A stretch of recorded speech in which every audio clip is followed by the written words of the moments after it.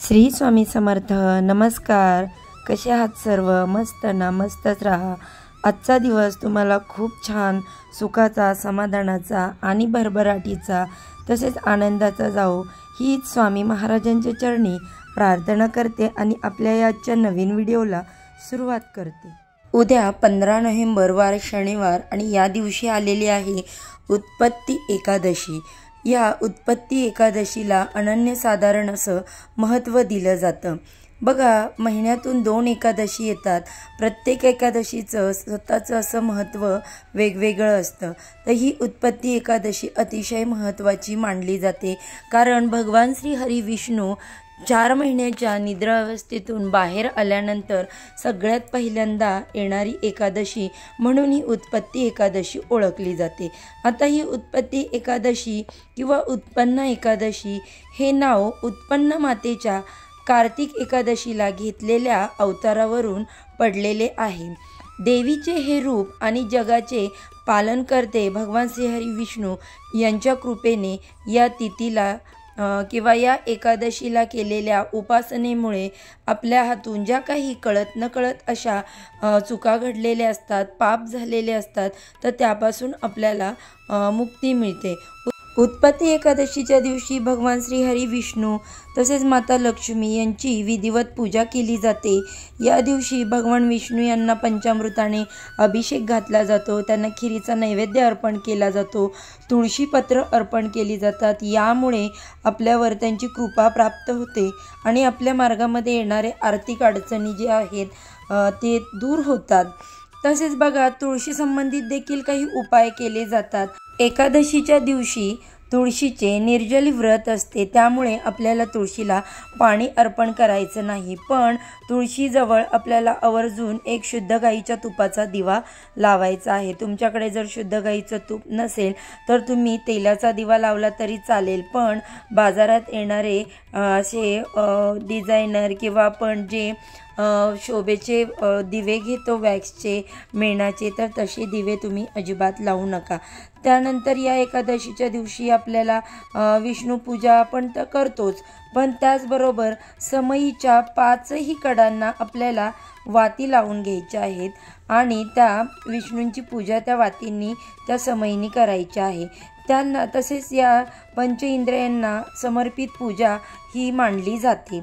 किंवा तुमच्याकडे जर पंचारतीचा दिवा असेल तर त्यातही तुम्ही तुपाच्या वाती लावून विष्णूंना त्यांनी ओवाळू शकता, तर त्यामुळे ही पूजा परिपूर्ण अशी होते। तर बघा, ह्या एकादशीच्या दिवशी आपण शंखांची पूजा करतो, भगवान श्रीहरी विष्णू, माता लक्ष्मी यांची पूजा करतो। त्याचबरोबर या दिवशी दान करण्याला देखील अतिशय महत्त्व आहे। हिंदू धर्मात दानाचे महत्त्व अधिक मानले जाते। अन्नदान करा, भुकेलेला अन्नदान द्या, वस्त्र दान करा, त्यानंतर तुम्ही पाण्याचं देखील दान करू शकता। जे गरजू व्यक्ती आहेत त्यांना तुम्ही खायला वगैरे द्या, तसेच कपडे द्या, यांनी तुम्हाला पुण्य लाभतं। म्हणून एकादशीसारख्या तिथीचं हे जे आपलं औचित्य आहे ते साधून आपल्याला दान हे अवश्य करायचं आहे। बघा, आता सध्या हिवाळा सुरू असल्यामुळे थंडीचे दिवस आहेत आणि या थंडीपासून वाचण्यासाठी कपडे, औषधं तसेच जीवनावश्यक ज्या काही वस्तू असतात त्या जर दान केल्या आपण, तर आपल्यावर भगवान श्री हरी विष्णूंची कृपा प्राप्त होते।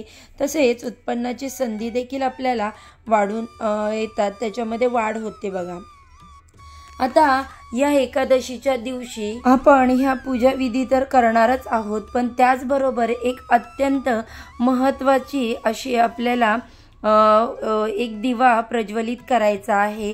तर यामुळे काय होतं की आपल्या मुलांचे जे काही संकट, विघ्न, दोष असतात तर ते दूर होतात।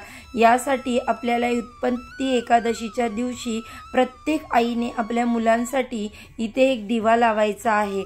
त्यामुळे तुमच्या मुलांच्या मार्गात येणारे सर्व अडथळे दूर होतील, त्यांना सोन्याचे दिवस येतील। तसेच तुमची मुलं जर नोकरी करत असतील, उद्योग व्यवसाय करत असतील, तर त्यांच्यामध्ये त्यांना भरभरून असं यश मिळेल आणि मुलं तुमची शाळेमध्ये असतील, शिकत असतील, तर त्यांची अभ्यासामध्ये प्रगती होईल। बघा, अशा विशिष्ट तिथीवरती जर आपण काही उपाय व सेवा केल्या तर त्या खूप म्हणजे खूप प्रभावी ठरतात। आपण इतर वेळेस तर देवाची सेवा उपासना आराधना करत असतोच, पण अशा विशिष्ट तिथीचे महत्त्व हे काही विशिष्ट असते आणि त्या तिथीवरती केलेल्या सेवा या अधिक पुण्य फलदायी ठरतात। तर अशाच एक आपल्याला उपाय करायचा आहे। आईने मुलांसाठी एक दिवा इथे प्रज्वलित करायचा आहे। तर चला मग हा दिवा कसा प्रज्वलित करायचा, कुठे करायचा, कोणत्या वेळेला करायचा याबद्दलची सर्व माहिती आता आपण जाणून घेऊयात। तर बघा, उद्या आपल्याला एकादशीच्या दिवशी सकाळी लवकर उठायचं आहे। आपल्याला स्वच्छ स्नान करायचं आहे। स्नान करताना आपल्याला अंघोळीच्या पाण्यामध्ये तुळशीपत्र आणि चिमूटभर हळद टाकायची आहे, कारण तुळशीपत्र आणि हळद ही भगवान श्रीहरी विष्णू यांना अतिशय प्रिय असते। त्यामुळे आपल्याला अंघोळीच्या पाण्यामध्ये हळद, चिमूटभर आणि तुळशीपत्र टाकायचं आहे। तसेच एकादशीच्या दिवशी गंगेवर स्नान करण्याला देखील अतिशय महत्त्व दिले जाते, पण प्रत्येकालाच गंगेवरती स्नान करणं शक्य नाही। त्यामुळे अंघोळीच्या पाण्यामध्ये आपल्याला थोडंसं गंगाजल सुद्धा टाकायचं आहे। स्नान झाल्यानंतर आपल्याला स्वच्छ कपडे परिधान करायचे आहेत। तसेच आपल्या घराची स्वच्छता करून उंबरट्याचं हळदीने लेपन करायचं, उंबरट्याची पूजा करायची, तुळशीची पूजा करायची। तुळशीजवळ आपल्याला शुद्ध गाईच्या तुपाचा दिवा लावायचा आहे। त्याचबरोबर आपल्या घरातील देवांची विधिवत पूजा आपल्याला करून घ्यायची आहे आणि त्यानंतर तुम्ही हा उपाय केला तरीही चालेल, किंवा तुम्ही तुमच्या वेळेनुसार दिवसभरामध्ये तुम्हाला जमेल तेव्हा हा उपाय करू शकता। अगदी तुम्ही तिन्ही सांजेला जरी हा उपाय केला तरी सुद्धा चालेल। तर बघा, एकादशीच्या दिवशी प्रत्येक आईने आपल्या मुलांच्या उज्ज्वल भविष्यासाठी इथे असा एक दिवा प्रज्वलित करायचा आहे। हा दिवा प्रज्वलित केल्यामुळे आपल्या मुलांवर कधी कोणत्याही प्रकारचं वाईट संकट येणार नाही। त्यांच्या मार्गात येणारे सर्व विघ्न, अडथळे, अडचणी दूर होतील। त्यांची भरभरून अशी प्रगती होईल। प्रत्येक क्षेत्रामध्ये अभ्यासात प्रगती होईल, नोकरी व्यवसायात प्रगती होईल।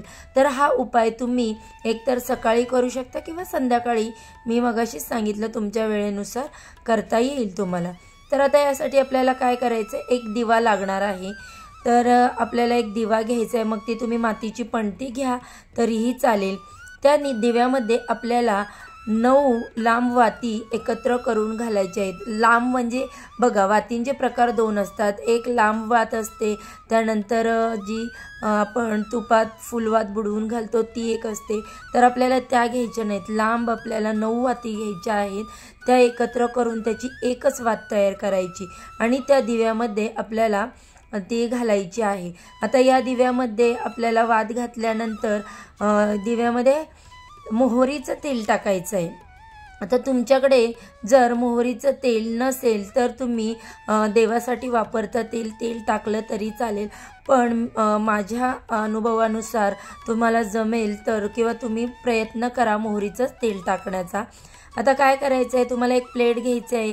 त्या प्लेटमध्ये हळद आणि कुंकवाचं जे तुम्हाला एक पेस्ट तयार करायची, त्यांनी त्या कुंकवानी स्वस्तिक काढायचं आहे। त्या स्वस्तिकवरती मूठभर तुम्हाला तांदूळ ठेवायचे आहे आणि त्यावर आपल्याला हा एक दिवा मधोमध ठेवायचा आहे आणि तो प्रज्वलित करायचा। आता हा प्लेट जी आहे ती आपल्याला आपल्या देवघरामध्ये जर श्रीहरी विष्णू किंवा माता लक्ष्मी यांची मूर्ती असेल तर मूर्ती समोर ठेवा। जर तुमच्या देवघरामध्ये फोटो असेल तर तुम्ही फोटो समोर ठेवलं तरी चालेल।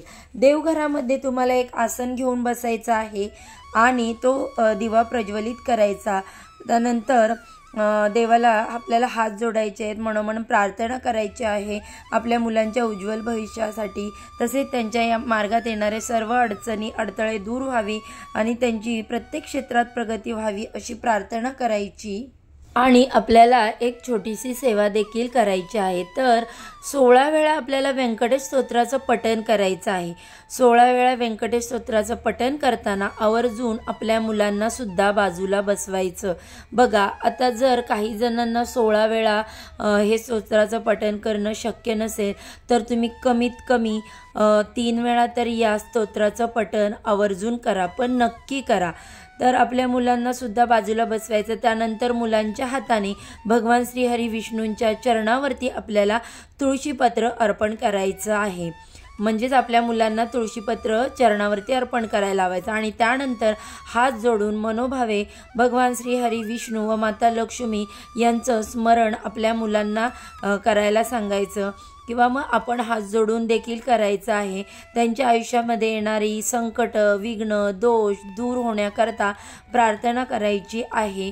आणि आपल्याला ही अशी छोटीशी सेवा उद्या उत्पत्ती एकादशीच्या दिवशी आपल्या मुलांसाठी करायची, म्हणजेच एक दिवा प्रज्वलित करायचा आहे। तर ही अत्यंत महत्त्वपूर्ण माहिती मला तुमच्यापर्यंत पोहोचवायची होती। माहिती आवडली तर व्हिडिओला लाईक करा। झालेली सेवा स्वामी महाराजांच्या चरणी अर्पण करते आणि आजच्या व्हिडिओचा इथे सेंड करते। उद्या अशाच छानशा माहितीसोबत पुन्हा नव्याने भेटू। सर्वांना श्री स्वामी समर्थ। ओम नमो भगवते वासुदेवाय नमः।